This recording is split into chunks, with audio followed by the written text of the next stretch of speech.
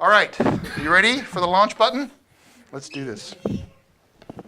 If you open your Bible up, if you have your chronological Bible, to September 24th, which is where we'll be reading starting tomorrow, I just want to highlight something that you might miss as you get excited and start into your reading. But as you look at September 24th, in just little print it says this: 400 years after the last Old Testament book was written, the story of the New Testament began to unfold around 6 BC. There was a 400-year period from when the Old Testament was completed. So if you look back, that last page was Joel 3. That's probably his timeline, chronologically, probably the last book that was written in the Old Testament. There was 400 years when there was not a prophetic voice in the nation of Israel. There was really, heaven was silent, if you want to say that, for 400 years. And I don't want us to overlook the significance of that as we start into this course tonight, because there had been 400 years of waiting for the voice of the Lord. And we're going to talk specifically tonight about that period, oftentimes by scholars called the 400 years of silence. Because I want to go through that historically tonight, because even though there's no biblical record of the 400 years, there's lots of history. We know what was going on during that period in the Middle East. So I'm going to go through that tonight and hopefully help set the stage in this first half for when you hit the ground reading this tomorrow or this next week, you'll have an appreciation for how significant some of the events that we read will be in there. So I want to talk about those 400 years of silence. Understanding what was going on during this period is so helpful in understanding the Gospels. The first thing I want to talk about a little bit is the geography of Israel in the Middle East. If you know the map, there's the Mediterranean Sea, and you've got the nation of Israel off to the right, just above Egypt. And what's so unique about the Jewish nation and the Jewish homeland and the history of the Jewish people is they were in this narrow funnel, if you want to call it that, where there was all these nations north of them, and Egypt and Africa and all these nations below them. But what is to the right of Israel? Geographically? Desert. A huge desert that's very, very difficult to get across. It's difficult to take an army, almost impossible. It's hard to move large groups of people. So what we have to realize, even in the history of Israel, is throughout history, anytime somebody was mad up north and was getting mad at somebody in the south, where did they have to go through to get there? They had to go through Israel. Or if somebody in the south was mad and wanted to take over somebody north, what did they have to do? They marched their armies through Israel. So the Jews kind of don't get a break, if you want to say, looking at like thousands of years of history. It's a very unique place. The Mediterranean Sea was a huge way to transport troops and people and goods, of course. But I just learned in my reading the last couple weeks that keels had not been invented at the time of the New Testament. So you couldn't sail into the wind. You could only sail downwind. So when the Bible says, and the season wasn't right, I never understood that. You couldn't sail into the wind. So you had to march your armies certain times of year in a geographic way. And the only way to get through is that narrow little funnel that went through Palestine.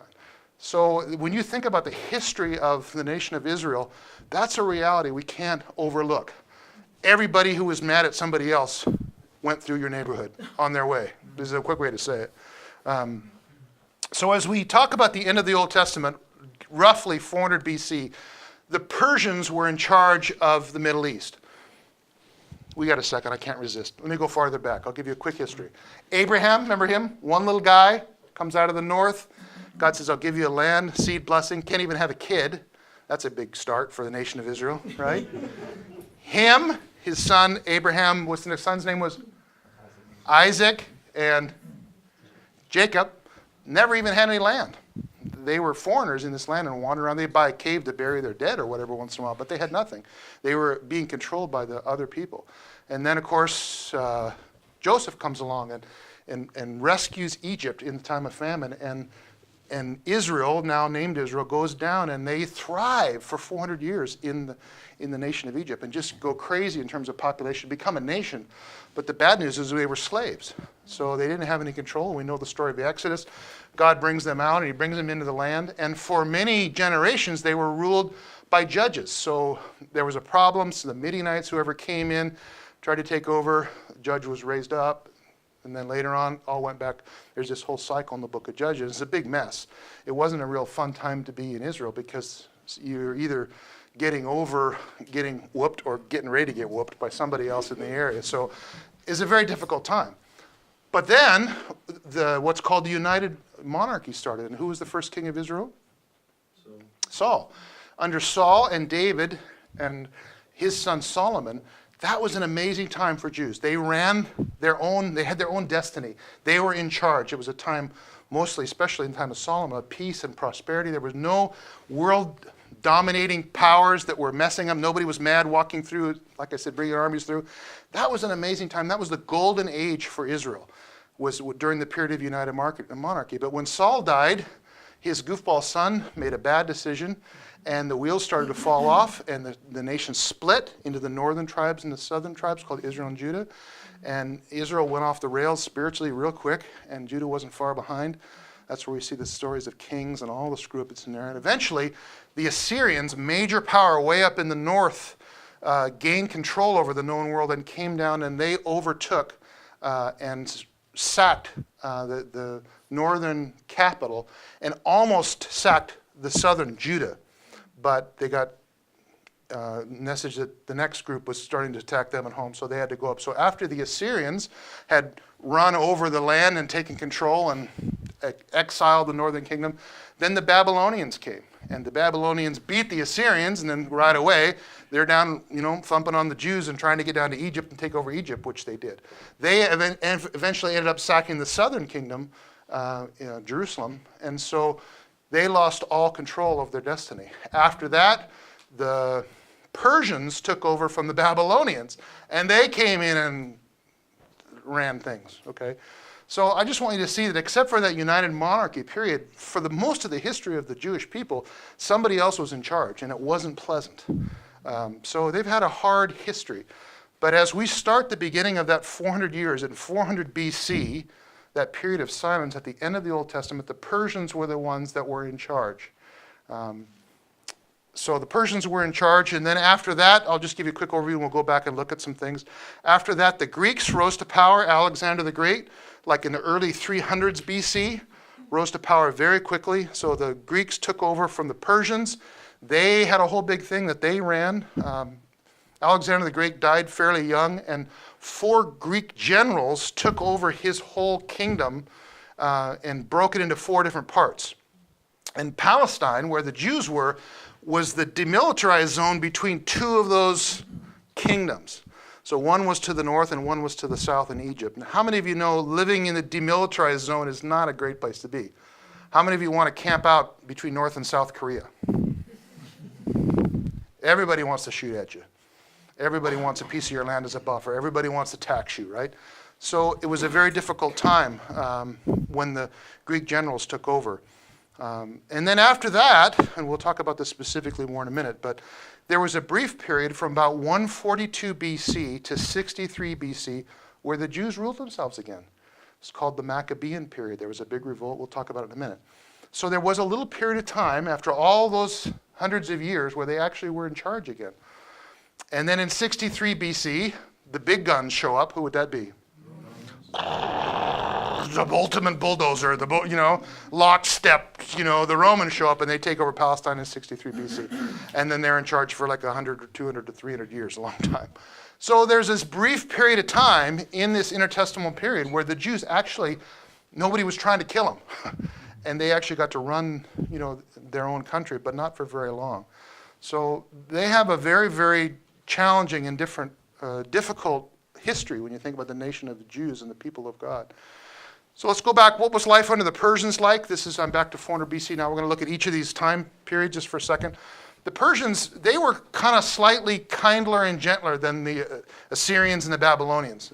The Persians, even though they were a mighty army, they had to have some mean on to take over the known world. They were a little different in the sense that they allowed people to go back to their homelands.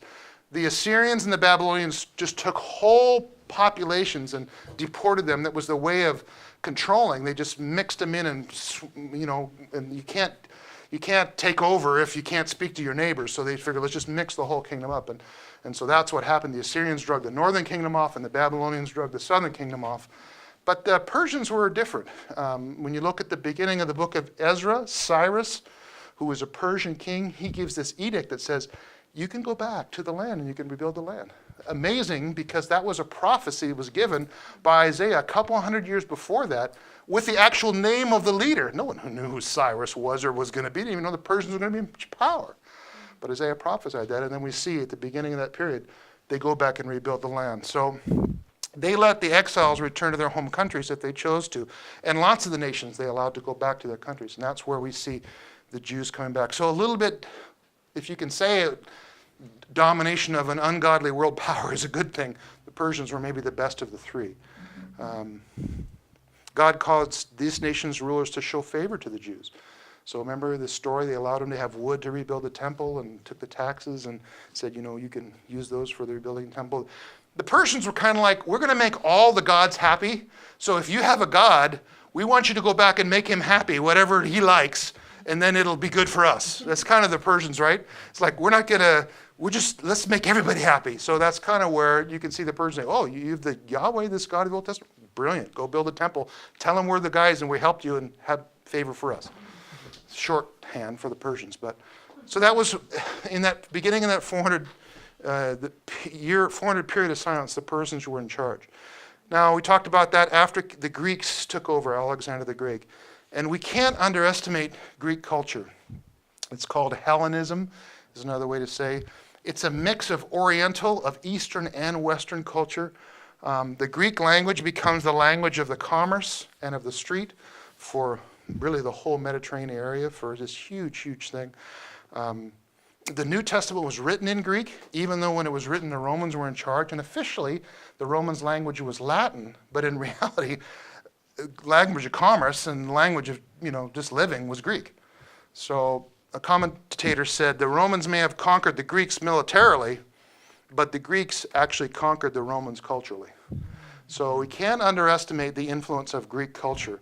They took over, and such an influence. They had a whole pantheon of gods. This whole Greek thing, you took it in grade 6.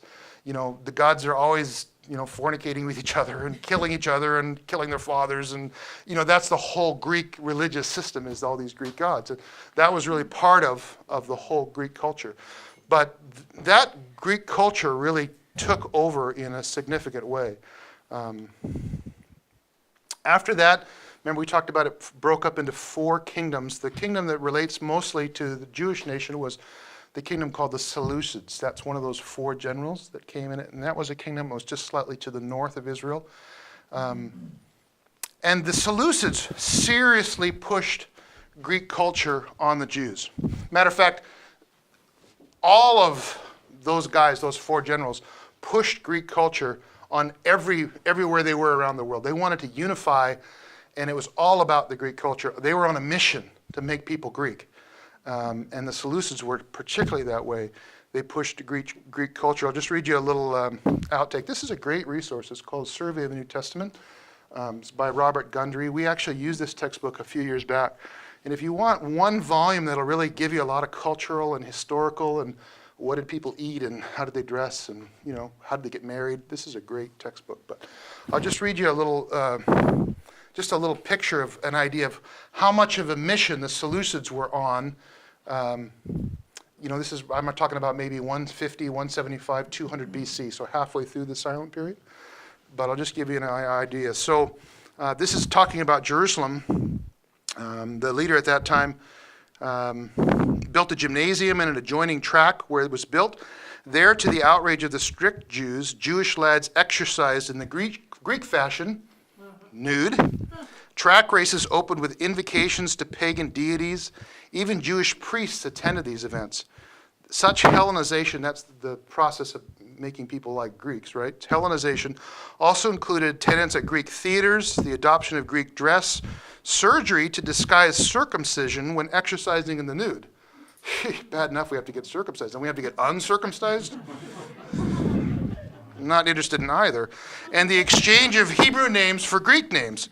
So Jews who opposed this paganation to their culture were called Hasidians, or pious people, roughly equivalent to Puritans. So during this Seleucid period, 150, 175 BC, these guys were on a mission to stamp out Judaism, make it look very Greek.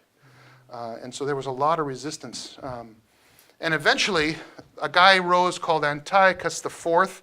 He's also known as Antiochus Epiphanes, one of the baddest dudes in all of biblical history. This guy had such a hate-on for the Jews.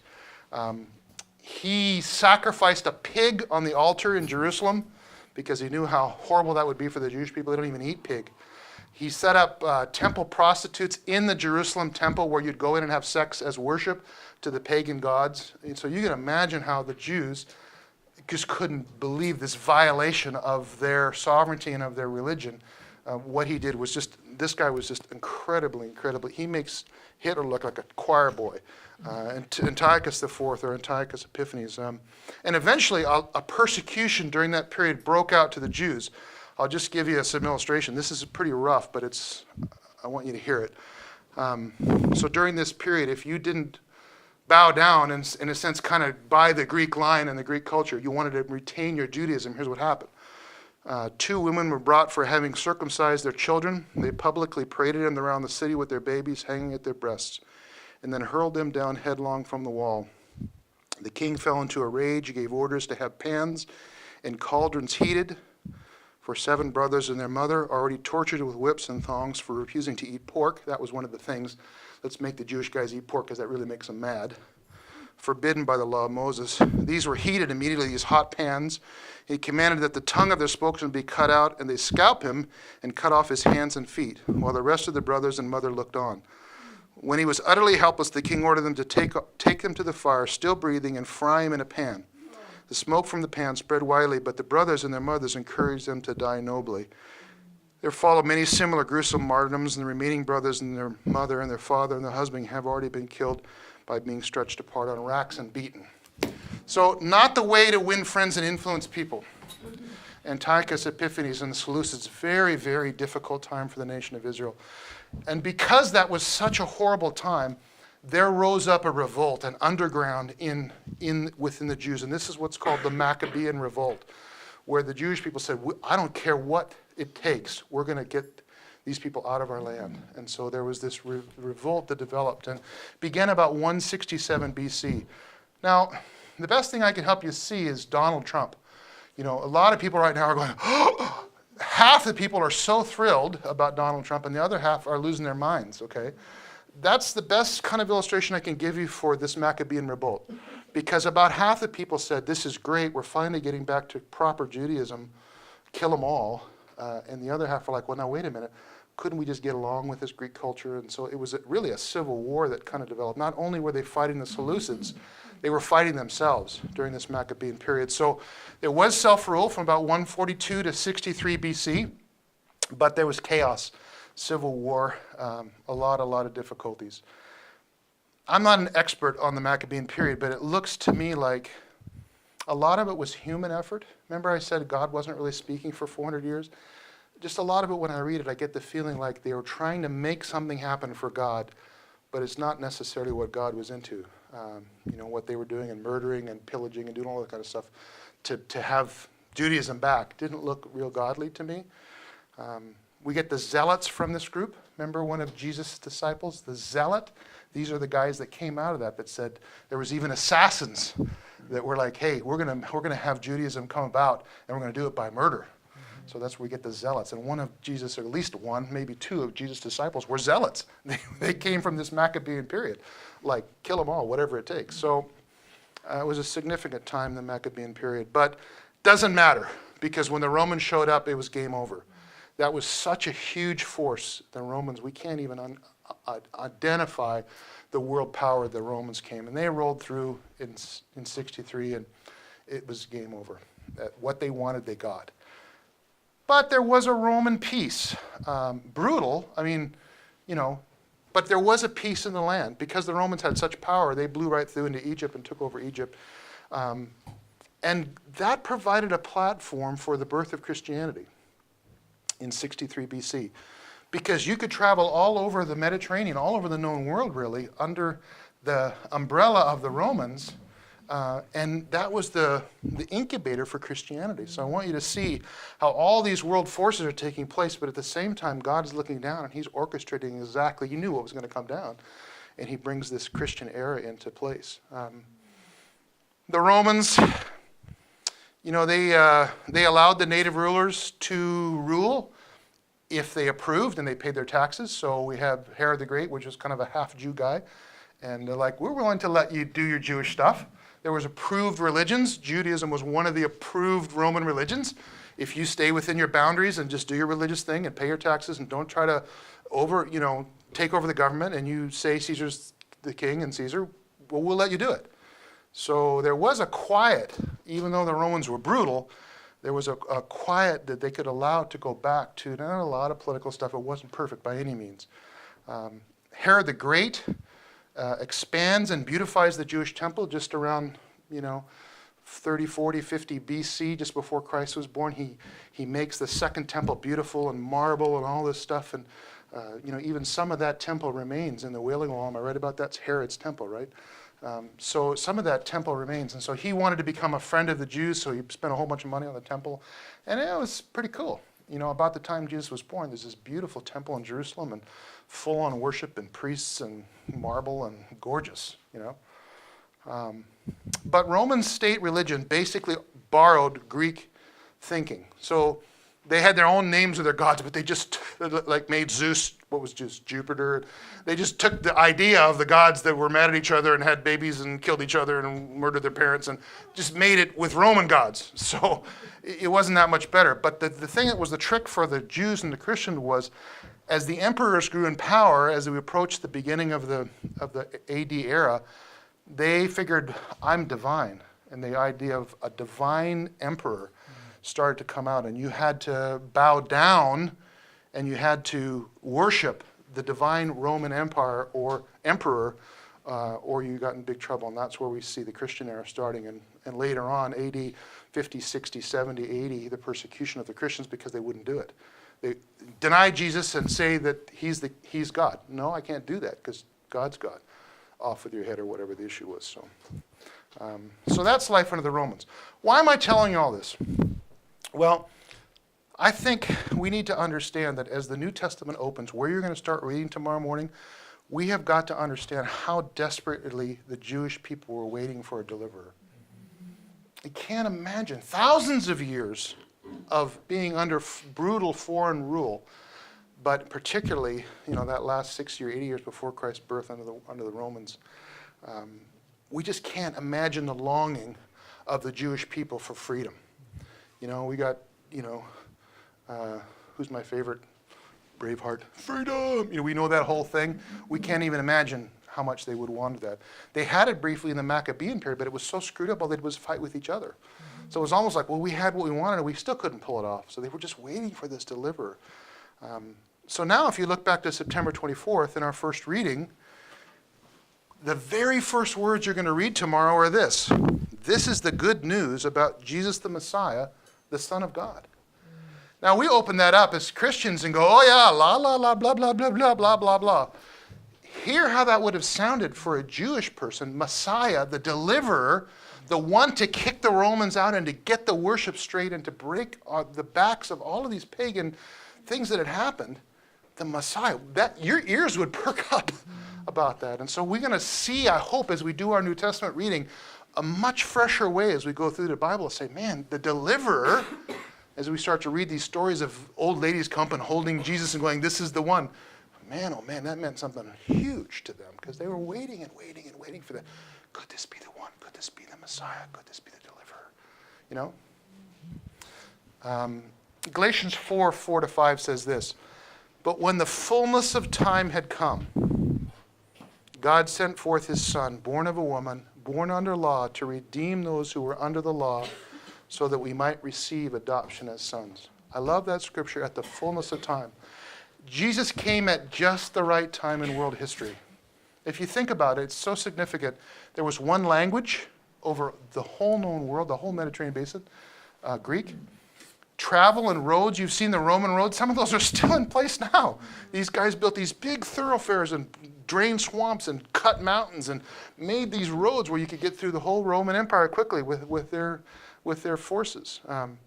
There was a peace. Yeah, it was a peace run by a pagan foreign country, but there was peace. Nobody was fighting anybody because there was nobody big enough to rebel because the Romans were so powerful. But there was peace. There was prosperity. There was trading. There was money to be made. There was businesses to start. It was a time of prosperity. It was a stable judicial system. It might not have been totally equitable, but at least you knew the rules. When Paul appealed to Caesar, remember that? That's the judicial system. He goes to Caesar. Well, to Caesar you've appealed, to Caesar you'll go. The Gentiles were hungry, I think. You see the Gentile nations searching for God when Jesus shows up on the scene. Judaism was definitely ready. Things were pretty messed up in the Jewish faith when Jesus was born. There's all the Pharisees and all the laws and all this stuff we read about. It's just such a heavy weight of religion and burden and just so screwed up, so far away from what God's intention was when he gave the law. All these rules and stuff had been heaped on for the centuries on that. So Judaism was messed up. The Jewish people were hungry for something real, for God real. And then the temple, the Jewish temple, was destroyed in AD 70. The Romans sacked it and burned it to the ground. There was just a very small window when this whole world order came together. And what did God do right in the middle of all of those world events? He brings Jesus the Messiah, and he's born in a stable. And I guess I just want you to see the amazing foresight of God. When the scripture says God sees the beginning from the end, we look back now in world history and think, wow, unbelievable. I can't think of any other time in history, if you were to birth Christianity, that I would do it other than this time now, because it allowed the church to grow. The synagogues were in place throughout the whole Mediterranean region. So when Paul goes into some town, he looks up the Jews that are there, preaches in the synagogue, people get saved, the church starts. Just an amazing, amazing time for the birth of Christ. So as you read the Christ story, the birth story this week, don't think of Linus on the piano. Oh, and then the shepherds were in their watch playing. Oh, isn't that cute? No. Think about the amazing world events that were taking place that dropped into the middle of that 1,000-year, 2,000-year mix to have God do just what he wanted to do at that time. So there's a quick little history lesson, and I hope it helps you twig your reading as you go this week. And let's take about a 5-minute break, and we'll start back for some more stuff.